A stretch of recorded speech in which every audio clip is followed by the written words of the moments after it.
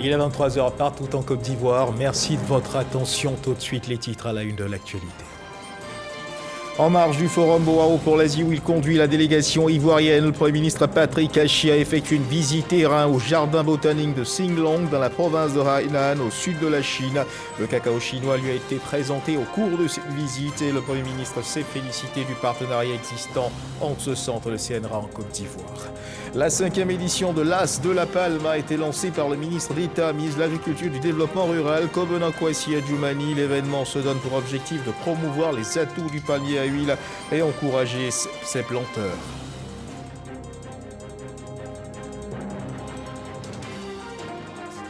Et puis cohésion sociale, le ministre de la Réconciliation Kouadio Conan-Bertin a initié une tournée d'information de sensibilisation de la région de Bouaké, une tournée pour impliquer toutes les forces vives en vue du succès de la célébration de la Journée nationale de la paix qui aura lieu le 15 novembre prochain dans la ville de Bouaké. Voilà pour l'essentiel. Mesdames, Mesdemoiselles et Messieurs, bonsoir. On ouvre ce journal avec des échos du séjour du Premier ministre Patrick Achi en Chine, en marge du forum Boao pour l'Asie, où il conduit la délégation ivoirienne. Le Premier ministre Patrick Achi a effectué une visite terrain au jardin botanique de Singlong, dans la province de Hainan, au sud de la Chine, un centre spécialisé dans le développement d'espèces végétales de nouvelle génération. Le cacao chinois lui a été présenté au cours de cette visite et le Premier ministre s'est félicité du partenariat existant entre ce centre et le CNRA en Côte d'Ivoire. Reportage de nos envoyés spéciaux à Boao, Jean-Louis Gbangbo et Adama Kéré. C'est sous une pluie battante que le Premier ministre Patrick Achi a parcouru les sentiers du jardin botanique de Singlong. Placé sous la coupole de l'Académie chinoise des sciences agricoles tropicales, ce jardin développe des variétés de cultures avant-gardistes comme ses plants de cacaoyers. Patrick Achi, Premier ministre du pays leader mondial de la production de cacao, est venu faire l'expérience de ce cacao chinois. Nous venons en particulier de voir des champs expérimentaux de café et de cacao.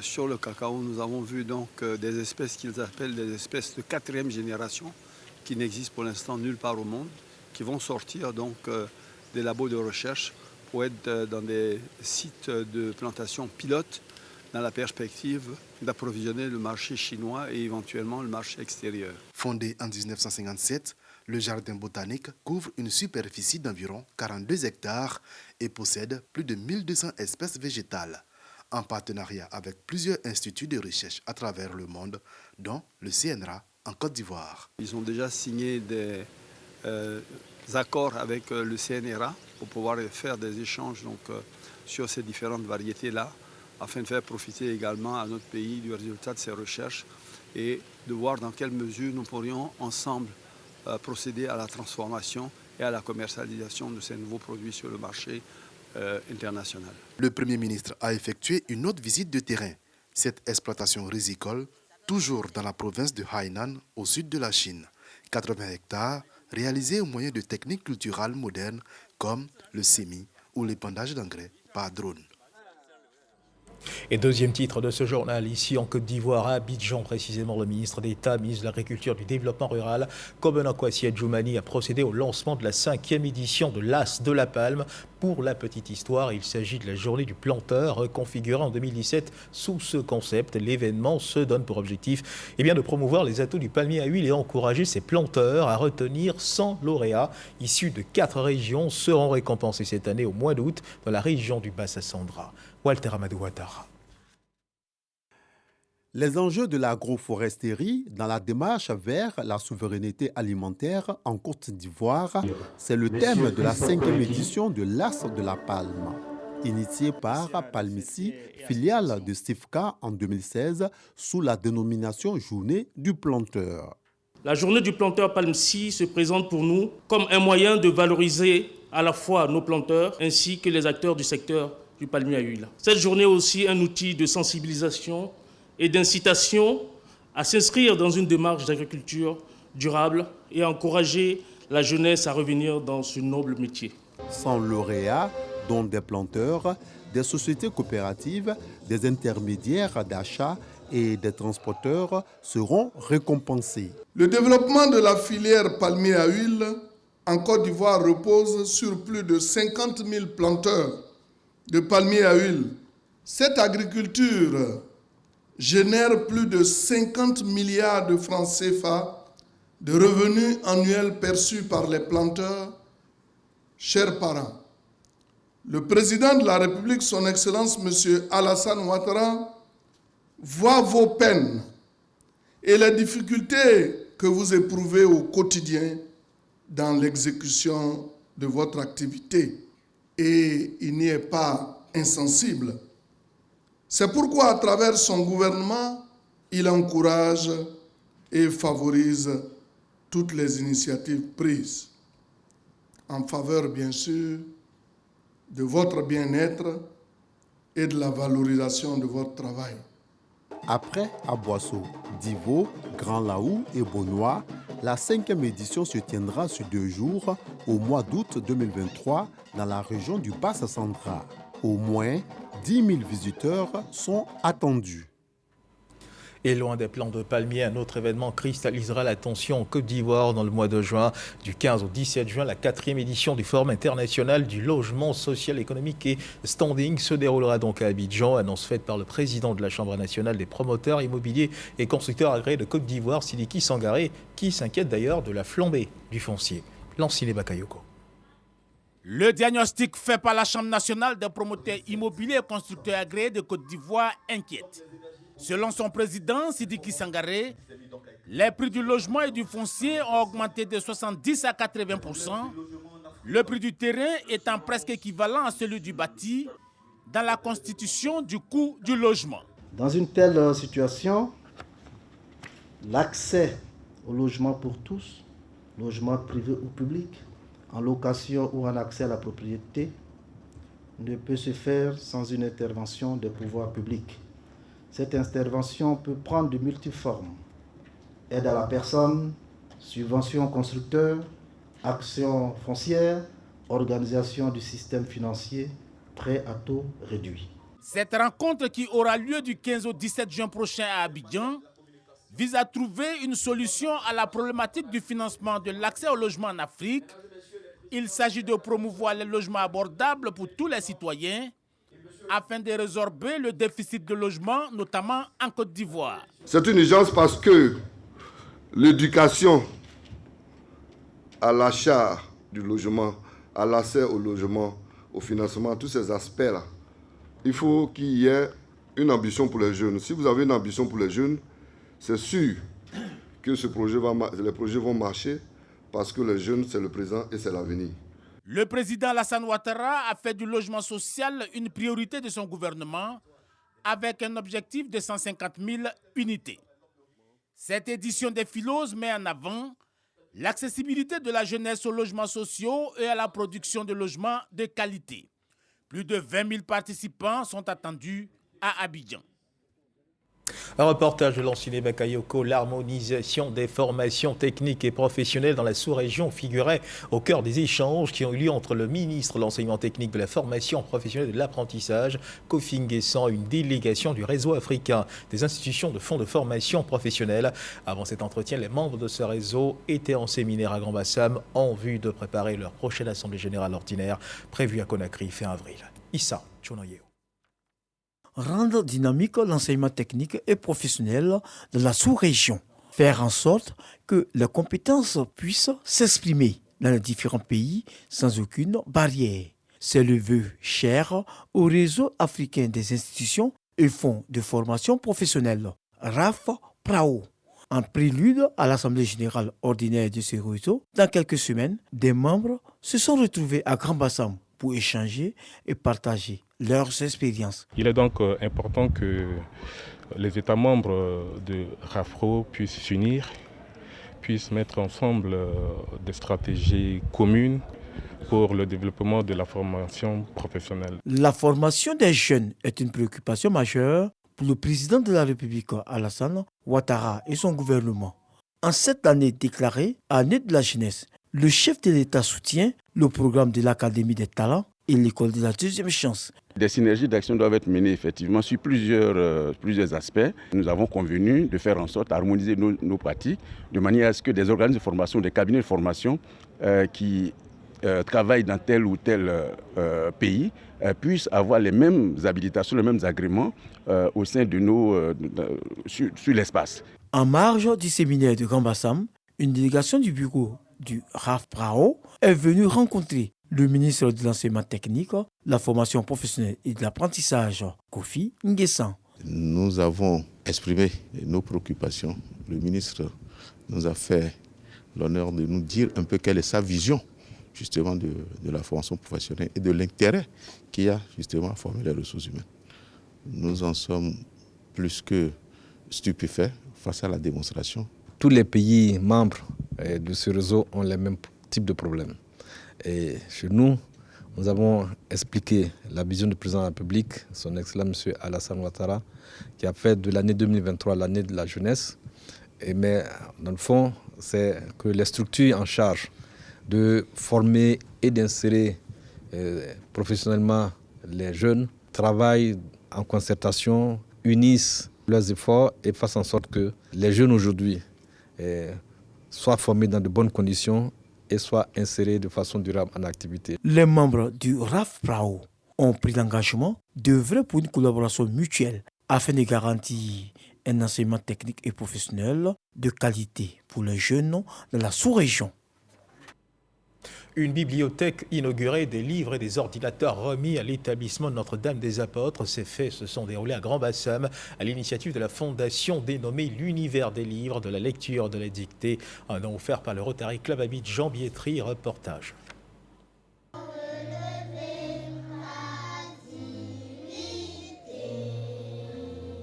C'est dans la joie que les 33 élèves venus des différentes écoles de la ville historique de Grand Bassam reçoivent leur prix. Ces prix obtenus au championnat national de lecture, dictée et littérature sont composés de trophées, de médailles, de kits scolaires et de livres. L'initiative est de la Fondation L'Univers des livres, de la lecture et de la dictée. C'est grâce à leur générosité que nous avons ce privilège d'avoir cette bibliothèque au sein de notre agréable établissement. Sans la lecture, nous sommes comme un être sans mémoire. La bibliothèque Marie-Irène Richemont-Awa a été inaugurée. Cet outil éducatif vient contribuer à la formation des enfants et accompagner les plus jeunes à la maîtrise de la langue française. Appliquez-vous à bien travailler au-delà de ce que l'on vous demande. Lisez. Les avantages de la lecture sont nombreux. La lecture nous permet d'être transportés de notre propre monde à un autre.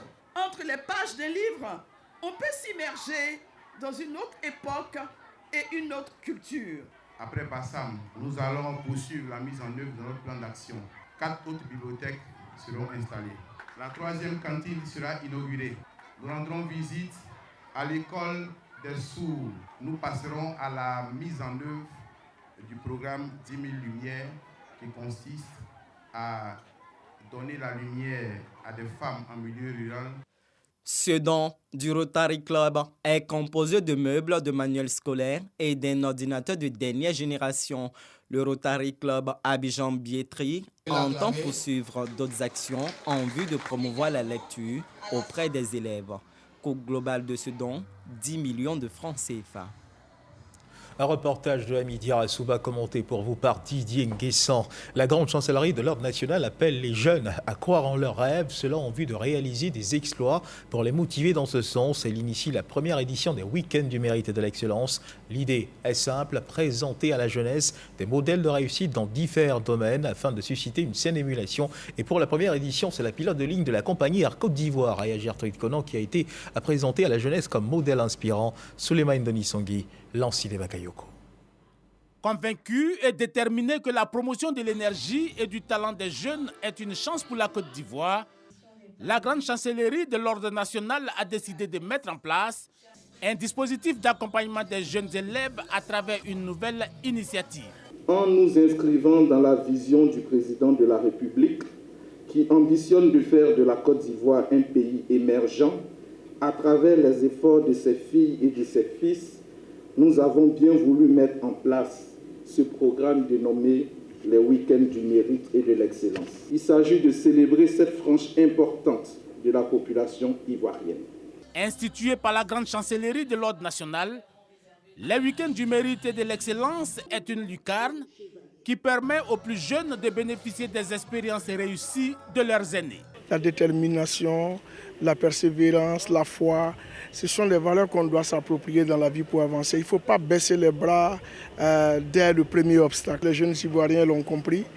Toute une année qui leur a été dédiée, ça veut dire qu'ils sont au cœur des priorités du gouvernement. C'est une belle plateforme et c'est une très belle initiative et c'est tout à l'honneur de la grande chancellerie. Invité spécial à ce premier numéro et exerçant dans un corps de métier fortement concurrencé par les hommes, Aya Konan témoigne du secret de sa réussite. C'était mon rêve d'enfance, de petite fille. J'ai toujours voulu faire ce métier.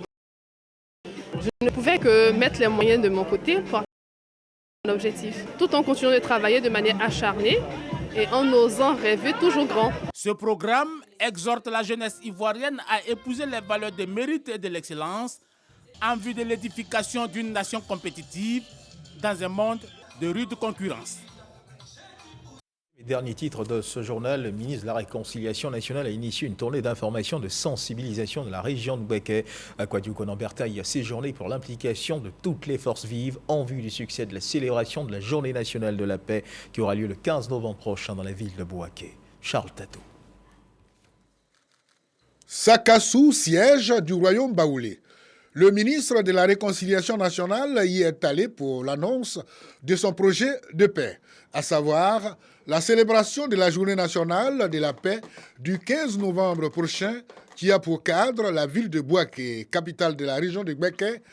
Ici, Kwadwo Konan Berta a usé de la méthode employée à Bouaké pour informer et sensibiliser les populations à la paix. Tous les chefs des 72 villages sont venus dans le bois sacré dont nous sommes parlés. Maintenant, nous allons finir avec les communautés. Le message a été unique. Donc, nous sommes venus, nous avons trouvé une population qui a bien accueilli le projet, l'idée de cette journée de la paix dans le Bouaké. Et je suis presque confiant pour dire qu'ils vont déjà s'activer pour nous réserver un bon accueil. Nous allons nous préparer pour être à ce rendez-vous. Et pour y être, il faut apaiser les cœurs. Le ministre de la Réconciliation nationale a bouclé sa tournée de paix à Sakassou, attendant beaucoup des populations de la région de Bouaké pour le succès de la célébration de la paix le 15 novembre prochain. En politique, Bruno Nabagné-Koné, cadre du RHDP, sera le candidat du parti aux élections du conseil régional dans la Bagoué. Il multiplie les rencontres avec les populations et se saisit de toutes ces occasions pour prôner la paix et l'union dans la région. Il a rencontré les cadres de la région pour les mettre en mission au nom du RHDP et sensibiliser les populations de la Bagoué à l'union et la solidarité pour le développement de la région. Laure Goretti, Patricia Omoetia. Le candidat RHDP aux élections du conseil régional de la Bagoué rencontre les cadres et élus de la région. Après les jeunes, les chefs de communauté, les opérateurs économiques, c'est au tour des cadres et élus d'être mis en mission par Bruno Nabagné-Koné pour être des ambassadeurs de sa candidature dans la région. À cette rencontre, il a prôné l'union des filles et fils pour l'intérêt et le développement de la région de la Bagoué. Dans la région, nous avons rencontré diverses couches de la population et il était important qu'à Abidjan, également, nous rencontrions les cadres et la diaspora de la région. En réalité, c'est déjà pour fraterniser, échanger sur les questions qui concernent la région et en particulier échanger sur la désignation par le RHDP de son candidat aux prochaines élections régionales et requérir l'adhésion de tous ces cadres. Les cadres ont accueilli la présentation de la candidature du ministre Bruno Koné avec joie et se sont engagés à apporter leur contribution à la cohésion et la paix, gage de développement. Nous savons qu'il fera le consensus de tous. Il va réconcilier la région, il apportera le bonheur à la région. Je suis très ravie. Avec ce qu'il vient de dire aujourd'hui, je pense que la Bagoué a beaucoup de chances d'aller de l'avant.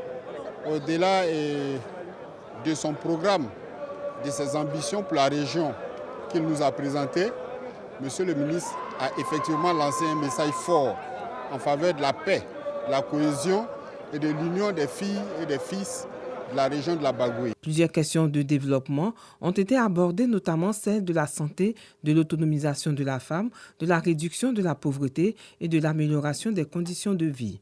Le ministre Bruno Koné a par ailleurs encouragé les acteurs locaux aux actions pour l'autonomisation de la femme. En politique toujours, une rencontre s'est tenue cet après-midi entre le président du PPACI, le Parti des peuples africains Côte d'Ivoire, Laurent Gbagbo, et les jeunes de Côte d'Ivoire, ainsi que d'autres jeunes venus d'Afrique de l'Ouest. Le président du PPACI a partagé sa vision à ces jeunes et s'est exprimé sur des sujets d'actualité qui les concernent, nous dit notre reporter Éric Goré. Selon les organisateurs, cette rencontre est un cadre d'échange avec la jeunesse ivoirienne et panafricaine pour lui inculquer les valeurs du civisme. Il essaie de comprendre pourquoi la jeunesse ivoirienne se noie dans la mer en voulant coûte que coûte arriver en Europe. Laurent Gbagbo, conscient de cela, a décidé d'avoir un dialogue direct avec la jeunesse. Laurent Gbagbo assis, en face de lui, un jeune. Quand l'heure arrive pour le président du PPACI de prendre la parole, nous, les parents d'aujourd'hui, on leur dit allez à l'école. Mais ils vont à l'école, ils viennent avec des diplômes et ils dorment au salon. Donc, c'est pour causer et les connaître. Et connaître leurs problèmes et la nature de ces problèmes-là pour chercher à leur trouver des solutions. Au sorti de cette cérémonie, militants et responsables du PPACI se disent heureux. Il est toujours resté démocrate, il est toujours resté ce qu'il est. Et je suis très fier du discours du président Laurent Gbagbo. Et aujourd'hui, nous sommes avec la jeunesse, dans laquelle Gbagbo donne la parole à ses enfants de discuter face to face avec lui. Une communion, une communication, une communion avec sa jeunesse. Et je pense que ça va dans le droit fil de ce qui s'est passé hier à Figayo. En prélude à cette rencontre avec les jeunes, Laurent Gbagbo était hier à la place Figayo. Le mois de mars s'est achevé hier et durant ce mois, le président de l'Assemblée nationale, Adama Bictogo, était aux côtés des chrétiens musulmans de la commune de Yopougon à la faveur du carême chrétien et du jeûne musulman. Adama Bictogo a rencontré les différentes communautés religieuses de cette commune et leur a fait des dons. Dernière étape de sa tournée, une rencontre avec la communauté catholique de Yopougon. Michel Digré nous en dit plus. Des dons aux chrétiens catholiques du diocèse de Yopougon pour entamer la semaine sainte. Vous avez su être proche de vos populations. Mais vous savez, nous sommes très touchés par ces genres de gestes qui vous rapprochent de ceux dont ensemble nous avons la charge. La chaîne de solidarité religieuse se poursuit ici avec la communauté musulmane de Yopougon en ce début du mois de jeûne. Voici tous ces présents qui sont là, c'est pour nous. Donc on lui dit merci. Merci de tous ces bienfaits. Avec les chrétiens célestes de Yopougon, l'on a eu droit à une communion fraternelle avec comme message essentiel la cohésion sociale. Monsieur le Président de l'Assemblée nationale, nous voulons consolider cette réconciliation avec vous. Je dis bien avec vous. Grâce à votre soutien, votre lobbying constant auprès des hauts dignitaires de notre Église, afin que de Yopougon jaillissent les lueurs de réconciliation, de paix. Ces différentes tournées d'Adama Bictogo dans les églises et mosquées de Yopougon visent à consolider les acquis de la coexistence pacifique entre les confessions religieuses de cette commune. La richesse du vivre ensemble, c'est de pouvoir rassembler des diversités religieuses, ethniques, régionales, pour un seul objectif, qu'on partage tous, l'amour de notre patrie, la Côte d'Ivoire. Yopougon, fer de lance de la réconciliation nationale au nom de l'amour pour la Côte d'Ivoire, c'est le bail scellé entre Adama Bictogo et les différentes confessions religieuses de Yopougon. La traditionnelle rupture collective de jeunes de la communauté musulmane de la RTI, en abrégé la Commu-Artis, s'est tenue hier vendredi 31 mars au stade de la haute fréquence. La communauté musulmane avait à ses côtés les fidèles chrétiens catholiques. Ensemble, ils ont communié dans une atmosphère fraternelle. Occasion pour le directeur général de la RTI de lancer un appel à la cohésion et à la solidarité. Khalil Diomandé, Patricia Omouetia. Le stade de la haute fréquence de la radiodiffusion télévision ivoirienne RTI sous un air de convivialité et de partage. À l'occasion du 9e jour de Ramadan, la communauté musulmane des agents de la RTI, Komiarsi, et celle des chrétiens catholiques communient en toute fraternité. Un rendez-vous de partage qui témoigne de l'harmonie et du vivre ensemble qui règne au sein de la RTI. C'est tout un réel plaisir d'être ici avec nos frères musulmans. Quand nous sommes ensemble ici à la RTI, que nous marchons avec nos frères musulmans, et on ne peut pas faire la différence entre un musulman et un chrétien. Comme le prône le président de la République, il faut qu'il y ait l'entente. C'est avec ça qu'on pourra construire une Côte d'Ivoire nouvelle. Cette année, le carême chrétien coïncide avec le jeûne musulman. Loin d'être fortuit, ce moment de spiritualité partagée sonne ici comme un appel à plus de générosité et d'entraide entre les deux communautés. Il importe de multiplier les actions de générosité et de bonté. Nous devons partager. Nous devons être solidaires, nous devons nous entraider, nous devons nous aimer sincèrement. Je voudrais nous engager tous à aller dans ce sens, le sens de l'amour les uns pour les autres, le sens de la générosité et du partage, le sens de la fraternité vraie. Bonne suite des Ramadans, bonne cohésion dans notre entreprise et dans le pays. Invité à cette 4e édition de la rupture collective de jeunes de la Komiarsi, le président du COSIM, par l'entremise de son directeur de cabinet, a exhorté les agents de la RTI à cohabiter en bonne intelligence pour le succès de l'entreprise. Le COSIM a aussi fait don d'une 50aine de livres saints. Des prières pour la stabilité et la paix ont couronné les festivités. Et puis un mot de culture dans ce journal. Françoise Remarque, ministre de la Culture, de la Francophonie et l'ambassadeur de la Côte d'Ivoire en France, ont récemment présidé l'exposition des œuvres de feu l'artiste peintre espagnol Antoni Calvet, des œuvres réalisées en proximité des arts traditionnels africains. Cette exposition s'est tenue dans la commune de Cocody sur initiative de la Fondation d'Envahi, Serge Pacomdidi, Patricia Omouetia. Après la ville de Venise, Abidjan abrite l'exposition des œuvres de feu Antoni Calvet, artiste, peintre, sculpteur, graveur espagnol, décédé en France, son pays d'accueil. Des membres de la famille de l'artiste présentent l'œuvre du grand maître espagnol. Esprit guerrier est le thème choisi de cette exposition qui se tient à l'initiative de la Fondation d'Envahi. En regardant cette exposition, qu'on retrouve des expressions d'artistes contemporains africains. Il y a un dialogue qui s'établit, il y a vraiment une vraie universalité. On est très content que cette sélection d'œuvres vienne à Abidjan, en Côte d'Ivoire. C'est la première fois qu'on amène Clavet en Afrique et pour moi c'est très important. Ce qui me fascine, c'est que ça traverse tous les continents, tous les pays, que ça parle. Passionnés et professionnels de l'art, parmi lesquels la ministre Françoise Remarque et l'ambassadeur du Royaume d'Espagne en Côte d'Ivoire, tous séduits par ces œuvres inspirées des classiques africains qui ont connu un franc succès à travers le monde. La relecture, l'appropriation qu'Antoni Clavet et d'autres artistes, Jean-Claude Picasso, ont fait de l'art africain, de l'art en majuscule, est aussi une opportunité au public ivoirien, aux étudiants des beaux-arts, mais aussi les adultes et les enfants, pour voir l'art en majuscule en Côte d'Ivoire. C'est aussi une reconnaissance de ce que représente la place ivoirienne en matière d'art contemporain. Cela démontre, oui, que la Côte d'Ivoire aujourd'hui joue sa partition, qu'elle n'a d'ailleurs jamais perdue, mais est reconnue aussi mondialement pour pouvoir accueillir des œuvres d'une telle envergure.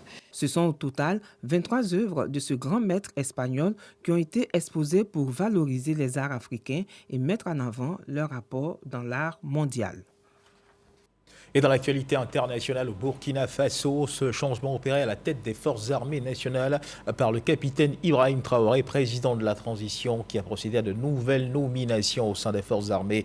Au Burkina Faso, donc, le colonel-major Célestin Simporé devient le nouveau chef d'état-major général des armées. Il était jusque-là chef d'état-major adjoint. Il remplace le colonel-major David Cabré. Le nouveau chef d'état-major général Célestin Simporé est celui qui a présidé les assises nationales d'octobre 2022, qui avait désigné le capitaine Traoré comme président de la transition juste après le putsch de septembre. Le chef burkinabé de la junte a également désigné le colonel Théophile Nikiema comme nouveau chef d'état-major de l'armée de terre. Il remplace le colonel Adam Néré qui occupait ce poste depuis février 2022. Voilà qui marque la fin de cette édition. Merci de nous avoir suivis. Je vous retrouve demain 10h pour le flash d'information, 13h pour le journal, le Dimanche Magazine. D'ici là, Dieu garde la Côte d'Ivoire.